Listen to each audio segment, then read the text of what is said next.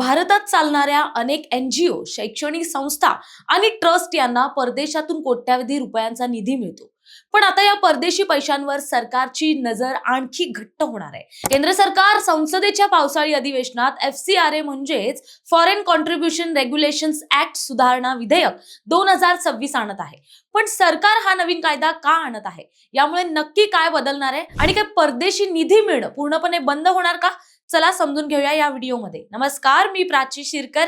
आपण पाहत आहात प्रहार न्यूज लाईव्ह. सर्वात आधी समजून घेऊया FCRA म्हणजे काय. FCRA हा असा कायदा आहे जो परदेशातून भारतात येणाऱ्या पैशांवर, वस्तू किंवा देणग्यांवर नियंत्रण ठेवतो. याचा मुख्य उद्देश हा आहे की परदेशी पैशांचा वापर भारताची सुरक्षा, लोकशाही, निवडणुका किंवा सामाजिक शांतता बिघडवण्यासाठी होऊ नये. मग सरकार आता इतकी कडक पावले का उचलत आहे? गृह मंत्रालयाच्या आकडेवारीनुसार आज घडीला भारतात सुमारे 14,500 पेक्षा जास्त संस्थांकडे सक्रिय FCRA लायसन्स आहे. या संस्थांना वर्षाला तब्बल 22,000 कोटी रुपयांपेक्षा जास्त परदेशी निधी मिळतो. सरकारचं म्हणणं आहे, बदलत्या जागतिक परिस्थितीत परदेशी पैशांच्या माध्यमातून देशातील घडामोडींवर आणि लोकशाहीवर प्रभाव पाडण्याचा धोका वाढलाय. त्यामुळे हा पैसा ज्या कारणासाठी आला आहे त्याच कारणासाठी वापरला जातोय की नाही यावर पारदर्शकता असणं अत्यंत गरजेचं आहे. आता पाहूयात या नवीन विधेयकामुळे काय नक्की बदलणार आहे ते. पहिलं, रद्द झालेल्या संस्थांच्या संपत्तीवर नियंत्रण. हा या विधेयकातील सर्वात मोठा बदल आहे. जर एखाद्या संस्था किंवा NGOचे FCRA रजिस्ट्रेशन रद्द झालं, संपलं किंवा त्यांनी स्वतः सरेंडर केलं तर परदेशी पैशांमधून बनवलेली किंवा खरेदी केलेली सर्व मालमत्ता एका सरकारी अधिकाऱ्याच्या नियंत्रणात जाईल. दुसरं, मिक्स फंड संपत्तीवर स्पष्ट नियम. जर एखादी संपत्ती भारतीय आणि परदेशी अशा दोन्ही पैशांमधून बनली असेल तर त्यावरही सरकारी देखरेख असेल. संस्थेला त्यांचा भारतीय पैशांचा हिस्सा नियमानुसार सिद्ध करावा लागेल. तिसरं, फंड ट्रान्सफरवर पूर्ण बंदी कायम. एका FCRA रजिस्टर्ड NGO ला दुसऱ्या NGO कडे परदेशी पैसा ट्रान्सफर करता येणार नाही. ज्या संस्थेच्या नावाने पैसा आलाय तिनेच तो वापरला पाहिजे. चौथं, प्रशासकीय खर्चाची 20% मर्यादा कायम.